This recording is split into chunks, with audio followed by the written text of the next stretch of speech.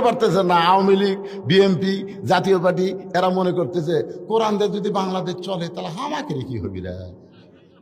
আরে পাগলা, কোরআন দিয়ে বাংলাদেশ চললে হিন্দুকেরও লাভ আছে।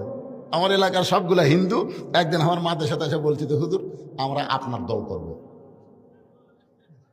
আমি বললাম কেন? বলে বহু দল দেখা শেষ, আগামীতে দেখবো হিন্দুরা আল্লাহর কোরআনের বাংলাদেশ। দেখছেন, হিন্দুরা বলতেছে। আর আপনার মুসলমানের বাচ্চা হয়ে কথা সাহস পাচ্ছেন না, মনে করতেছেন কোরআন দিয়ে দেশ চললে তো 1 নম্বর কাম হবে নামাজ পড়া রে। আমরা তো ফজর নামাজ পড়ি না রে, যে ঠান্ডা, আজান দিলে আমরা 2.5 হাত হই। এখন কোরআন দিয়ে রাষ্ট্র চললে প্রথমেই শর্ত হবে নামাজ কায়েম করা। নামাজ না পড়লে 5 হাত বেড়িয়া নামাজ ধরাবি। জোরে কোন কথা ঠিক কিনা? এইরকম বেয়া নামাজেরা চাচ্ছে কোরআন দিয়ে বাংলাদেশ না চলুক।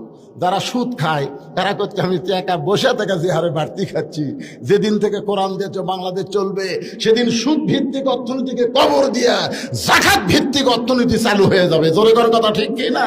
এ কোরআন দিয়ে যদি বাংলাদেশ চলে তাহলে শাবনুর পপি পূর্ণিমা এরকম দেখা যাবি না রে। সব মেয়ে মানুষ বোরকার মধ্যে ঢুকবি রে, তখন আমরা দেখবো কাকে। এলা নানা ধরনের চিন্তা, মিন শাররিল ওয়াসওয়াসিল খান্নাস।